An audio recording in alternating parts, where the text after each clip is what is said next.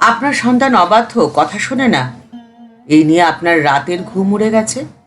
অনেক ক্ষেত্রে অবাধ্য সন্তান কিন্তু বাধ্য সন্তানের থেকেও অনেক বেশি মূল্যবান। আপনি যদি আপনার চারপাশে খুব মন দিয়ে লক্ষ্য করেন, তাহলে অনেক ঘরেই আপনি এই চিত্রটি দেখতে পাবেন যে পরিবারের যে সন্তানটি খুব বাধ্য, পড়াশোনায় অত্যন্ত ভালো, তাকে আত্মকেন্দ্রিকতা ঘিরে রেখেছে। নিজের কর্মজীবন, নিজের ভবিষ্যৎ, নিজের পরিবার, নিজের সন্তানকে ছাড়িয়ে সে কিন্তু অন্যদের কথা ভাবতে পারে না। অন্যদের কথা ভাবার মতো সময় বা ইচ্ছে তাদের মধ্যে থাকে না। কিন্তু যে সন্তানটি অবাধ্য, যাকে নিয়ে মা বাবার চিন্তার শেষ নেই, সে আত্মকেন্দ্রিকতার ঘেরাটোপে নিজেকে কখনো রাখতে পারেনি। নিজেকে সে বিলিয়ে দিতে শিখে গেছে। জীবনের এই ক্ষুদ্র সময়কালের মধ্যে জীবনের আসল শিক্ষাটি সে পেয়ে গেছে। ঈশ্বরের মধ্যে এই মানুষের বসবাস। সকলের কথা ভাবলে নিজের কথা ভাবা হয়। আর এই শিক্ষাই তাকে জীবনে এতটা উন্নত করে রাখে যে আপনার তাকে নিয়ে দুশ্চিন্তা করার কোনো কারণই নেই। মথুরমোহন বিশ্বাসের সাথে ঠাকুর গেছেন কাশীধামে। ঠাকুরের জন্য মথুরমোহন বিশ্বাস একটি খুব দামি শাল এনে দিয়েছেন। শালটি এনে ঠাকুরকে নিজে হাতে পরিয়ে দিলেন আর বললেন, ঠাকুর, আপনার জন্য এটি আমি খুব বেছে বেছে নিয়ে এসেছি, এর দাম 1000 টাকা। সরল বালকের মতো ঠাকুর সে শালটি গায়ে দিয়ে ঘুরে ফিরে দেখছেন আর নেচে নেচে বাড়াচ্ছেন। বাবা, এই দেখো, সেজবাবু আমার জন্যে দামি শাল নিয়ে এসেছে গো। দেখো কি সুন্দর, আমার দেখতে ভালো লাগছে না? জনে জনে ডেকে দেখাচ্ছেন ঠাকুর। পরক্ষণেই ঠাকুর ভাবছেন, আচ্ছা, এই শালের মধ্যে আছে কি? কতগুলো ছাগলের লোম ছাড়া অন্য কিছু তো নয়। ভারী এত চটকদারি। শীত ঠেকানোর জন্যে সামান্য একখানা কম্বলই তো যথেষ্ট। বলি, এই শালে ঈশ্বরের স্পর্শ পাওয়া যাবে? বরং বিকার বাড়বে তো। মনে হবে আমি একজন মস্ত এলেমবাজ, আর সকলের চেয়ে আমি অনেক বড় একজন কেষ্টবিষ্টু। আর জানো না, বিকার হলে কি বলে? বলে আমি 5 সের চালের ভাত খাবো রে, আমি 1 জালা জল খাবো। বদ্যি বলে, বেশ তো, খাবি, নিশ্চয়ই খাবি। এই কথা বলে বদ্যি নিজে তামাক খায়। বিকারের পরে কি বলবে তার জন্যে অপেক্ষা করে। তিনি গা থেকে শালখানি খুলে নিয়ে মাটিতে ছুঁড়ে ফেলে দিলেন। থুতু ফেলতে লাগলেন সেই শালটির ওপরে। পা দিয়ে মারিয়ে ঘষতে লাগলো ধুলোর মধ্যে। তাতেও শান্তি হলো না। আগুনে পুড়িয়ে ছাই করে ফেললো ওই জঞ্জাল। এই দেখে কে একজন ছুটে এসে উদ্ধার করলো শালখানি। জানালো গিয়ে মথুরমোহন বিশ্বাসকে।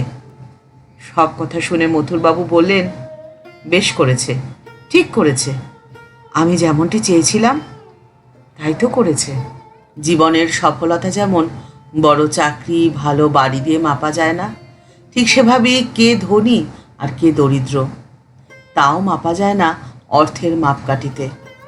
ঠাকুর শ্রীরামকৃষ্ণ পরমহংসদেব বলছেন যে আগে ঈশ্বর লাভ করো, তারপরে সংসারে থেকো। কিন্তু এই কথাটির বাস্তব প্রয়োগটা ঠিক কিভাবে মানুষ ঈশ্বর লাভ করতে পারে? না, সকলের মধ্যে যে নিজেকে বিলিয়ে দিতে পারে, যার মন এতটাই বড় যে সকলের কথা ভাবার মতো মানবিকতা যার মনের মধ্যে রয়েছে, সকলকে যে উজাড় করে দিতে পারে। তাই ঠাকুরের আদেশ, ঈশ্বর লাভের পরে যে সংসার হয়, সে সংসার হয় বিদ্যার সংসার। সেখানে অবিদ্যা যে জায়গা পায় না, সেখানে থাকে না কোনো লোভ, মোহ, হিংসা, ক্রূরতা, রাগ, বিদ্বেষ। ঠাকুর বলছেন যে তখন কলঙ্ক সাগরে ভাসবে ঠিকই, কিন্তু কলঙ্কটি গায়ে লাগবে না। এই দেখো না জয়গোপাল সেনকে, বিস্তর টাকা, কিন্তু আঙ্গুল দিয়ে জলটি গলে না। গাড়ি করে আসে, কিন্তু গাড়িতে ভাঙা লণ্ঠন, ভাগাড়ের ফেরত ঘোড়া আর হাসপাতাল ফেরত গাড়োয়ান। আর এখানের জন্য নিয়ে এলো 2টো পচা ডালিম। মনটি যে বড় হওয়া চাই গো। অনেক ক্ষেত্রেই দেখা যায় অতি আদরে বড় হওয়া বাধ্য সন্তানটি অনেক বেশি ভীতু হয়। তার মধ্যে সাহসটা অনেকটাই কম থাকে, যার জন্যে সে ভয় পেয়ে সমস্ত কিছুকে মেনে নেয়। আর অবাধ্য সন্তান তারা হয় দামাল। তাদের মধ্যে আত্মবিশ্বাস এতটাই বেশি থাকে যে তারা ভুলকে ভুল আর ঠিককে ঠিক বলার ক্ষমতা রাখে। একদিন ঠাকুর শ্রীরামকৃষ্ণ পরমহংসদেব হলধারীকে গিয়ে বলছেন, আচ্ছা, জপ করতে বসলে কেউ যদি অন্যমনস্ক হয়ে যায়, অমনি আমি তাকে এক চড় মেরে বসি। সেই যে কালী ঘরে রানী রাসমণিকে এক চড় মেরেছিলাম, আজকে আবার সেই কাণ্ড করলাম। বরানগর ঘাটে জয় মুখুজ্জেকে 2 চড় মেরে বসেছি জানো। ঘাটের ধারে জয় মুখুজ্জে খুব ঠাট করে জপ করতে বসেছে, কিন্তু তার মন রয়েছে অন্যখানে, তাই চড় মেরে বসলুম। ঠাকুরের কথা শুনে হলধারী ঠাকুরকে বলছেন, তুই উন্মাদ, তাই এই কাজ করিস? জানিস ও কত বড় লোক? ঠাকুর বলছেন, তা হবে, তাই হোক না, কারণ আমার যা মনে হয় আমি তো সেই কাজটাই করব। আমি তো কাউকে মানি না, আমার তো মা আছেন। আর বড় লোক টরলোক আমি অত কেয়ার করি না। বড় লোককে কেয়ার করা ও তুমি করো গিয়ে, আমি কানা করিও কেয়ার করি না। তাই সন্তানের অবাধ্যতা নিয়ে এত দুশ্চিন্তা করার কোনো প্রয়োজন নেই।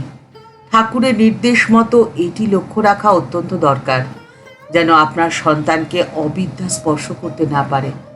আপনার সন্তান যেন বিদ্যার সংসারে থাকে। তাহলে এই কলঙ্ক সাগরে থাকলেও কলঙ্ক আপনার সন্তানকে স্পর্শ করতে পারবে না। আপনার সন্তান যতই দামাল হোক না কেন, সে হবে সাহসী, নির্ভীক, আত্মবিশ্বাসী এবং জীবনকে উপভোগ করার মতো শক্তিশালী। আপনার সমস্ত চিন্তা দূর করে দিয়ে আপনার সন্তানের জীবন হোক আলোকোজ্জ্বল, নির্মল, সুন্দর। ঠাকুরের কাছে এই প্রার্থনা করে আজকের পর্ব এ পর্যন্তই। দেখা হচ্ছে পরের পর্বে। পর্বটি যদি ভালো লেগে থাকে, যদি উপযোগী মনে হয়, তাহলে লাইক বাটনটি প্রেস করে দিতে পারেন এবং অনেকের মধ্যে শেয়ার করে দেওয়ার অনুরোধ রইল। আর এই চ্যানেলটিতে আপনি নতুন এসে থাকলে চ্যানেলটিকে সাবস্ক্রাইব করে বেল বাটনটি ক্লিক করে দিয়ে অল বাটনটিতে ক্লিক করে দিতে পারেন। আর যদি ইতিমধ্যেই পরিবারের সদস্য হয়ে গিয়ে থাকেন, তাহলে আপনাকে জানাই অসংখ্য ধন্যবাদ, প্রণাম ও ভালোবাসা। পরের পর্বে দেখা হচ্ছে। ভালো থাকবেন। নমস্কার।